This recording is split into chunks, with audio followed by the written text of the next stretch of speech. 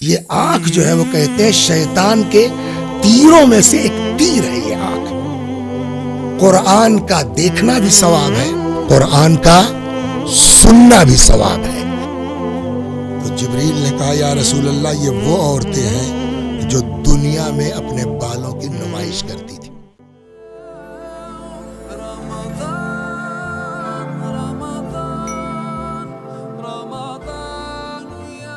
لا حول ولا قوة الا باللہ العلی العظیم۔ اعوذ باللہ من الشیطان الرجیم۔ بسم اللہ الرحمن الرحیم۔ الحمد للہ رب العالمین وصلی اللہ علی رسول اللہ وآلہ الطاہرین۔ اللہم انطقنی بالہدی والہمنی التقوی۔ عزیزان محترم، ناظرین گرامی، ہماری گفتگو ماہ مبارک رمضان کی مناسبت سے اور طفیل میں پیغمبر اکرم صلی اللہ علیہ وآلہ وسلم کے اس عظیم خطبے کے سلسلے میں چل رہی ہے جو ہمارے یہاں خطبہ شعبانیہ کے نام سے مشہور ہے۔ اور بات یہاں تک آئی کل 2 دن کہ پیغمبر نے فرمایا وَاحْفَظُوا أَلْسِنَتَكُمْ، اپنی زبانوں کو کنٹرول میں رکھو۔ البتہ یہ بات کہہ دیں کہ یہ بات رمضان کے لیے ہے، مگر ان ساری چیزوں کو سال بھر ہم کو برتنے کی ضرورت ہے، چونکہ رمضان میں ہر چیز کا ثواب بڑھ جاتا ہے تو ظاہر سی بات ہے اس کا بھی ثواب بڑھ جائے گا۔ رمضان میں مشق کریں گے تو بقیہ 11 مہینے بھی انشاءاللہ وہ کنٹینیو ہوتا رہے گا۔ ایک وجہ تاکید کی یہ بھی ہو سکتی ہے کہ اس مہینے میں عمل کا ثواب زیادہ ہے، مشق کرے گا آدمی تو آگے پھر اس کے وہ کام آئے گی۔ یا یوں کہیے ہندی میں جس کو کہتے ہیں کہ یہ ماہ مبارک رمضان جو ہے وہ پریوگ شالہ ہے ایک طرح سے، کہ یہاں 1 مہینے آپ ریہرسل کیجئے، پھر 11 مہینے اسی کے اعتبار سے انشاءاللہ کی زندگی گزاریں۔ تو اب آتے ہیں اگلے فقرے پر جو پیغمبر نے فرمایا وَاحْفَظُوا أَلْسِنَتَكُمْ، اپنی زبانوں کو کنٹرول میں رکھو۔ اس کے بعد فرماتے ہیں کہ غضوا یا غضوا اما لا يحل النظر الیہ ابصارکم، تو اپنی نگاہوں کو نیچا رکھو یا اپنی آنکھوں کو بند رکھو ان چیزوں سے جس کا دیکھنا تمہارے لیے جائز نہیں ہے۔ آپ کو اگر یاد ہوگا شروع ہی میں بات جب آئی تھی صلہ رحم کی تو وہاں میں نے عرض کیا تھا کہ آگے اس طرح کی بات آ سکتی ہے کہ وہ کون سے جرم اور وہ کون سے گناہ ہے جس کی وجہ سے روح نکلنے میں انسان کو زحمت ہو سکتی ہے۔ تو اس میں سے اور بھی چیزیں ہیں لیکن آج یہاں جو پہنچے ہیں اس میں سے ایک یہ بھی ہے، اگر انسان جیسے زبان کے لیے تھا کہ اپنی زبان کی حفاظت کرو، ویسے ہی آنکھوں پر بھی کنٹرول بہت ضروری ہے۔ یہ آنکھ جو ہے وہ کہتے ہیں شیطان کے تیروں میں سے ایک تیر ہے یہ آنکھ، لہٰذا آنکھ کا قابو کرنا بہت ضروری ہے۔ چنانچہ کہتے ہیں کہ ایک صاحب تھے بڑی اچھی اذان دیتے تھے۔ اچھا، اذان کا ثواب جانتے ہیں آپ کہ اذان دینے کا ثواب بے پناہ ہے۔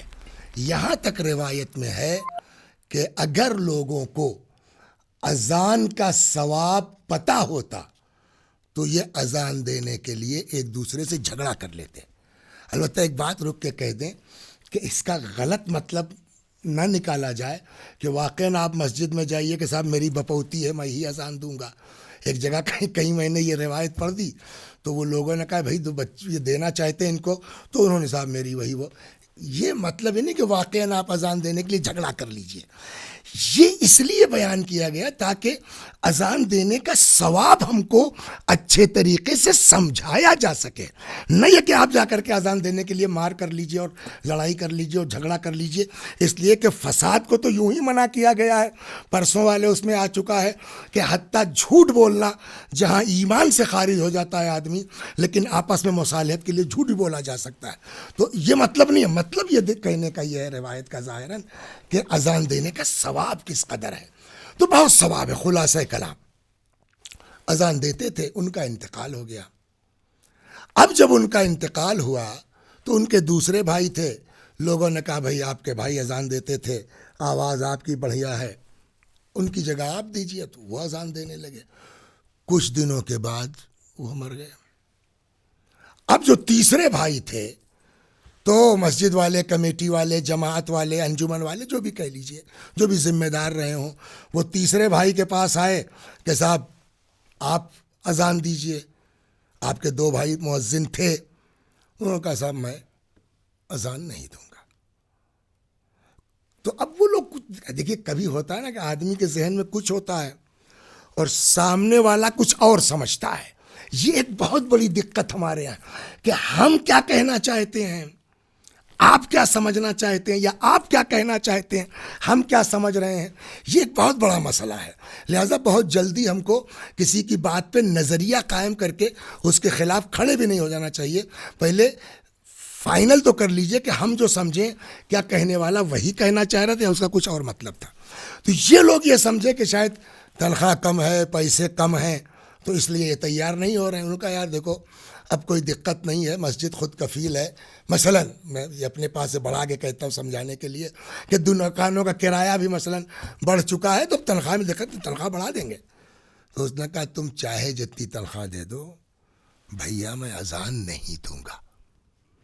یار اذان کا اتنا ثواب ہے اور تم اذان سے بھاگ رہے ہو، جبکہ تمہارا خاندانی، تمہارے دو بھائی، جیسے یہاں مؤذن زیادہ ہے، ماں باپ بیٹے بہترین مؤذن تھے، تم بھی اذان دے تو ہے، بھائی بھی، تو تم کیوں بھاگ رہے ہو اذان دینے سے؟ آج جس کو دیکھیے شیعہ عقیدوں کو ٹارگٹ کر رہا ہے، جوانوں اور بچوں کو بہکایا جا رہا ہے اور شیعوں کو کافر بتایا جا رہا ہے، جبکہ شیعہ ہی اسلام کی سچی تصویر ہیں جو رسول اور آل رسول علیہ السلام کے نقش قدم پر چلتے ہیں۔ فجر میڈیا نے یہ ذمہ داری محسوس کی ہے کہ شیعہ عقائد کی حفاظت کی جائے۔ فجر میڈیا قم المقدسہ اور نجف اشرف کے علماء پر مشتمل ایک مضبوط ٹیم ہے جو دن رات سوشل میڈیا پر ایکٹیو ہے اور مکتب اہل بیت علیہ السلام کا دفاع کر رہی ہے۔ آپ سے صرف اتنی گزارش ہے کہ ہر سوال اور اعتراض کو فوراً ہم تک پہنچائیں تاکہ ہماری ٹیم جلد سے جلد اس کا جواب دے سکے۔ اللہ آپ کو اجر عظیم عطا فرمائے۔ آپ سے یہ بھی گزارش ہے کہ ہماری آواز کو جہاں جہاں تک پہنچا سکتے ہیں ضرور پہنچائیں۔ اللہ آپ کا حامی و ناصر ہو۔ فجر میڈیا، روشنی عقیدے کی۔ کہنے لگا انہی دونوں بھائیوں کی وجہ سے تو بھاگ رہا ہوں اذان دینے سے۔ مطلب کہ میرے دو بھائی اذان دینے کی وجہ سے برباد ہو چکے ہیں۔ جس اذان کا اتنا ثواب ہے، پتہ نہیں آج یہ میرے نوجوان بچے بچیاں دیکھ رہے ہیں کہ نہیں دیکھ رہے ہیں، اور اگر نہیں دیکھ رہے ہیں تو ایک منٹ میں رک جاتا ہوں۔ جو بزرگ دیکھ رہے ہیں ان سے کہتا ہوں بلا لیجئے بچوں کو، یا ان کو لنک بھیج دیجئے کہ دیکھو اس کو، کہ اگر آنکھ آدمی کے قابو میں نہیں ہے تو آدمی کا کیا حشر ہوتا ہے۔ کہ صاحب تمہارا، کہ بھیا جتنا چاہو پیسہ دے دو، میں اذان نہیں دوں گا۔ کیوں؟ کہ اس لیے کہ میرے دو بھائی اذان کے چکر میں برباد ہو چکے ہیں، لہٰذا میں مزید اب اذان کے چکر میں برباد نہیں ہوں۔ آخر کیسے؟ تو اب اس آدمی نے قصہ سنایا کہ جب پہلے والے بھائی بڑے والے مرنے لگے، میں ان کے سرانے تھا، میں نے ان سے کہا کہ بھیا پڑھیے اشہد ان لا الہ الا اللہ واشہد ان محمد رسول اللہ۔ میں نے بہت کوشش کی پڑھانے کی کہ پڑھو پڑھو، مگر نہیں پڑھا انہوں نے۔ دوسرے بھائی جب مرنے لگے تب پھر میں ان کے سرانے موجود تھا اور میں نے بہت ان سے کہا پڑھیے اشہد ان لا الہ الا اللہ اشہد ان محمد رسول اللہ۔ لاکھ میں نے کوشش کی مگر وہ نہیں پڑھنا تھا، نہیں پڑھا انہوں نے۔ تو مجھے بڑا تعجب ہوا کہ جو آدمی اذان دیتا ہے کم از کم 3 ٹائم، 3 مرتبہ دن بھر میں، اور 3 مرتبہ کا مطلب یہ ہے کہ 12 مرتبہ کہہ رہا ہے اشہد ان لا الہ الا اللہ یا لا الہ الا اللہ، وہ کیوں نہیں پڑھ پا رہا ہے مرتے وقت کلمہ؟ تو ایک دن انہی دونوں میں سے ایک کو میں نے خواب میں دیکھا۔ میں نے کہا بھائی آپ لوگ اذان دیتے تھے، روزانہ پڑھتے تھے اشہد ان محمد رسول اللہ، اشہد ان علی ولی، اشہد ان لا الہ الا اللہ علی، یہ مرتے وقت کیوں نہیں پڑھ پائے آپ؟ تو میرے بھائی نے بتایا وجہ اذان ہے۔ اذان ہے؟ کہاں؟ کہ تم لوگ یہ سمجھتے ہو نا کہ میں اذان دیتا تھا، صرف معاملہ اذان کا صرف نہیں تھا۔ پرانے زمانے میں جو لوگ ہم لوگوں کی عمر یا اس سے زیادہ کے ہیں تو اپنے گاؤں کی مسجدوں کو دیکھا ہوگا، تو عام طور سے مسجدیں گھروں کے مقابلے میں اونچی ہوتی تھی، اور اس پر بھی جو ہے وہ موازنہ ہوتا تھا، گلدستہ اذان جس کو اردو میں کہتے ہیں، تو مؤذن وہاں جا کے اذان دیتا تھا۔ اچھا، تب جو ہے وہ ملٹی سٹوری مکانات ہوتے نہیں تھے، اور پھر آنگن بھی ہوتا تھا، تو اب یہ جو اذان وہاں گلدستہ اذان پہ جاتے تھے تو سامنے والے کا گھر دکھ رہا ہے، آنگن دکھ رہا ہے۔ اب جب یہ اذان دیتے تھے تو اس کے گھر میں نگاہ بھی جاتی تھی، جو بھی رہا ہو وجہ رہی ہو، ظاہر سی بات ہے کہ ٹی وی بہت اوپن بات نہیں کر سکتا آدمی، جو ہے سوشل میڈیا پر سب سننے والے سمجھدار ہیں۔ اشہد اللہ الہ، اب ادھر بھی نظر ان کی ہے، اپنی نگاہ کو نامحرم سے نہیں روک سکے۔ جس اذان کا میرے بھائیوں، میرے بچوں، اتنا ثواب ہے، اس اذان کے دوران مؤذن اپنی آنکھ کو قابو نہیں کر پایا، مرتے وقت کلمہ نہیں پڑھ سکا، مرتے وقت اشہد اللہ الہ الا اللہ نہیں کر سکا۔ اسی لیے اب ظاہر پیغمبر کو تو پتا ہے نا، ہادی امت ہیں وہ، ان کو پتا ہے کہ ہماری امت کہاں کہاں سے برباد ہو سکتی ہے۔ یہ زبان انسان کو برباد کر سکتی ہے، یہ آنکھ اور کان انسان کو برباد کر سکتے ہیں، لہذا زبان کے بعد فوراً پیغمبر نے کیا فرمایا؟ اللہ اکبر، وغضوا عما لا يحل النظر الیہ ابصارکم، اور نیچی رکھو، بند رکھو اپنی آنکھوں کو ان چیزوں سے جس کا دیکھنا تمہارے لیے اللہ نے جائز قرار نہیں دیا ہے۔ تو ایک چیز تو یہ ہوئی کہ اپنی زبانوں کو ان چیزوں سے الگ رکھو جن کا دیکھنا جائز نہیں ہے یا جن کا دیکھنا حلال نہیں ہے۔ وَأَمَّا لَا يَحِلُّ الْإِسْتِمَاعُ إِلَيْهِ أَسْمَاعَكُمْ، اور خالی آنکھ نہیں، اپنے کانوں کو بھی جو چیزیں جائز نہیں ہیں ان چیزوں کو بھی کان مت لگاؤ۔ اب یہاں میں ایک چیز کی وضاحت کر دینا چاہتا ہوں کہ جملہ کیا ہے پیغمبر کا، وَأَمَّا لَا يَحِلُّ الْإِسْتِمَاعُ۔ دیکھیے دو چیزیں ہیں، ایک ہے سماع اور ایک ہے استماع۔ سماع اور استماع میں کیا فرق ہے؟ بھئی کان اگر اللہ نے دیے ہیں تو جو بھی آواز باہر ہوگی وہ کان میں آئے گی، آپ روک نہیں سکتے ہیں، یا تو روئی لگا کے گھومیے ہر وقت، تب بھی نہیں رک سکتی ہے اگر تیز آواز ہوئی تو آپ روک نہیں سکتے۔ تو وہ چیزیں جو خود بخود آ رہے ہیں لیکن آپ اس پر کان دھر نہیں رہے ہیں، آپ توجہ نہیں کر رہے ہیں، اسے کہتے ہیں سماع۔ خوب آوازیں ہیں، کوئی گا رہا ہے، بجا رہا ہے، آپ چلے جا رہے ہیں لیکن آپ اپنے میں مست ہیں، ادھر توجہ ہی نہیں ہے، یہ سماع ہے۔ سماع حرام نہیں ہے، لیکن صاحب ہم کان لگائے ہوئے ہیں اور توجہ سے سن رہے ہیں، یہ استماع کہلاتا ہے۔ استماع جو حرام ہے، خبردار۔ پیغمبر نے یہی فرمایا، وَأَمَّا لَا يَحِلُّ الْإِسْتِمَاعُ، جو چیزیں سننا تمہارے لیے حلال نہیں ہے ادھر کان مت لگاؤ۔ تو تین چیزیں ہو گئیں، زبان پر قابو، آنکھ پر قابو، اور تیسرے کان پر قابو۔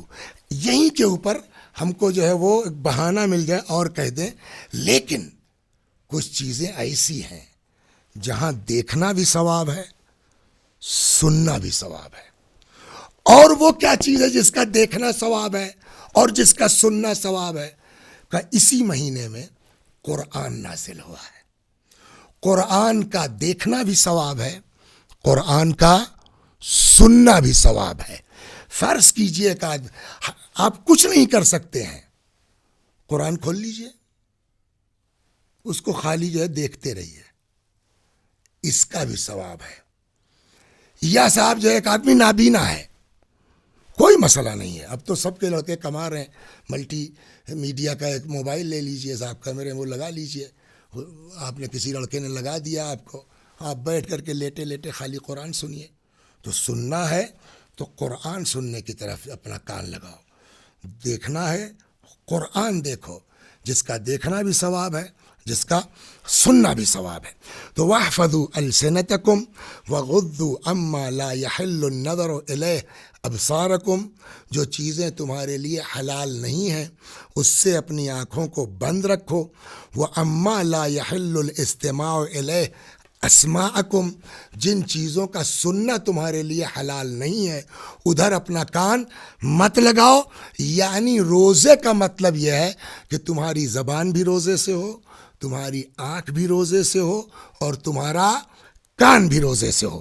اس کے بعد پیغمبر فرماتے ہیں وَتَحَنَّنُوا عَلَىٰ أَيْتَامِ النَّاسِ، اور لوگوں کے یتیموں کے ساتھ مہربانی سے پیش آؤ.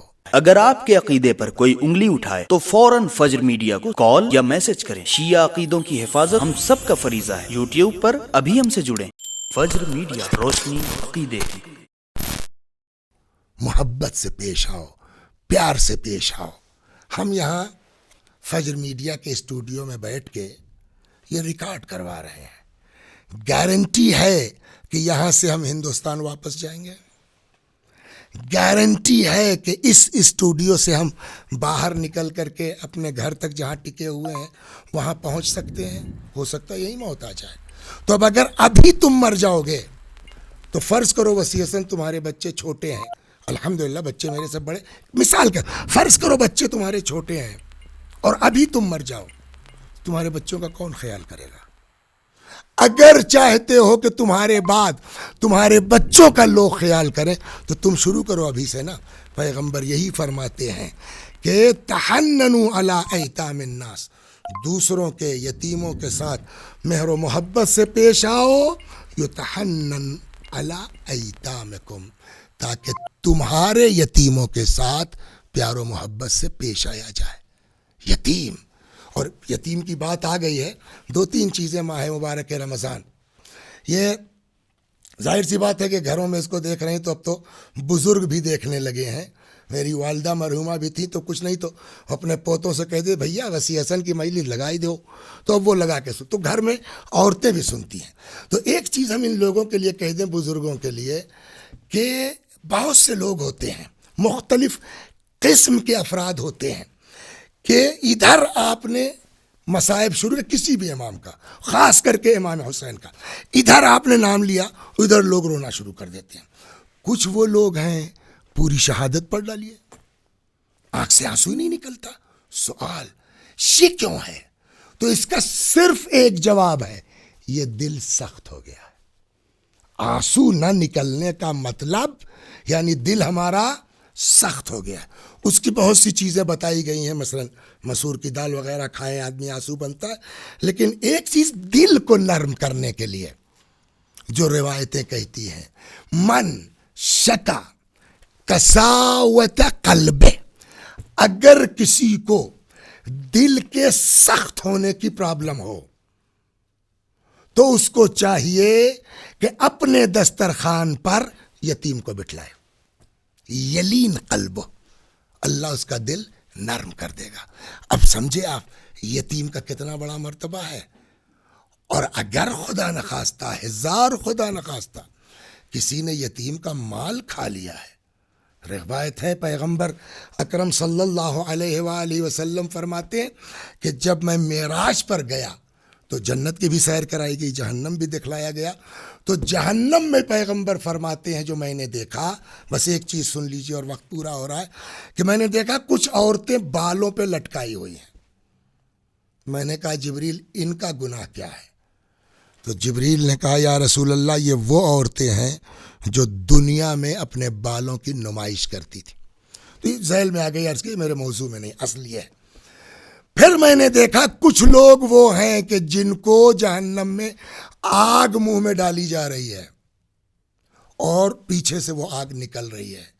میں نے کہا جبریل ان کا گناہ کیا ہے؟ لوگوں نے کہا یا رسول اللہ یہ وہ لوگ ہیں جنہوں نے دنیا میں یتیموں کا مال ہڑپا ہے. اب آپ نے توجہ فرمایا، یتیموں کا مال ہڑپنے والے کی سزا یہ ہے. یتیموں کے ساتھ مہربانی کرنے والوں کے لیے ثواب اور اجر یہ ہے. آپ کہیں گے مولوی صاحب سب بیان کرتے جا رہے ہو، آسان کام تھوڑی ہے زبان کو کنٹرول کرنا، آسان کام تھوڑی ہے آنکھ پر قابو پا لینا، آسان کام تھوڑی ہے کان بند کر لینا، آسان کام تھوڑی ہے کہ جو ہے اس طرح سے راہ خدا میں خرچ کر دینا. طریقہ، میں نے کہا ایک طریقہ ہے، عقیدہ قیامت مضبوط جب ہو جائے گا نا سب آسان ہو جائے گا. جس دن یہ احساس ہو جائے گا کہ فمن یعمل مثقال ذرۃ خیرا یرہ ومن یعمل مثقال ذرۃ شرا یرہ، ذرہ برابر وسیع نیکی کرو گے وہ بھی ملے گا، بدماشی کرو گے وہ بھی بھگتنا پڑے گا. تو جیسے ہی یہ ساری چیزیں آئیں گی نا، اگر عقیدہ قیامت مضبوط ہے تو آدمی کے لیے یہ چیز آسان ہو جائے گی. ارے بھیا غیبت کا یہ جرم ہے، غیبت کی یہ سزا ہے، جلدی سے آدمی کنٹرول کرے گا. تو میرے بھائیو اسی لیے کہتے ہیں کہ عمل سے پہلے آدمی کو اپنا عقیدہ مضبوط کرنا چاہیے. جتنا عقیدہ مضبوط ہوتا جائے گا اتنا ہی عمل میں پختگی آتی جائے گی. پروردگارہ ہم سب کو توفیق عطا فرما، اس ماہ مبارک رمضان میں ہم اپنے عقیدے کو بھی تقویت دے سکیں اور اپنے عمل میں بھی بہتری لا سکیں. بحق امیر المؤمنین سلام اللہ علیہ، والسلام علیکم ورحمۃ اللہ وبرکاتہ. ناظرین، امید ہے آج کی ویڈیو بھی آپ کو پسند آئی ہوگی. تو آئیے چلتے ہیں آج کے سوال کی طرف. آج کا سوال ہے کہ اگر دل سخت ہو جائے تو کیا کرنا چاہیے؟ آپشن اے غریب کو کھانا کھلائیں، آپشن بی یتیم کو کھانا کھلائیں، آپشن سی پیاسے کو پانی پلائیں، یا پھر آپشن ڈی اے اور سی دونوں صحیح ہیں. ہم سب آپ کے جواب کے منتظر ہیں.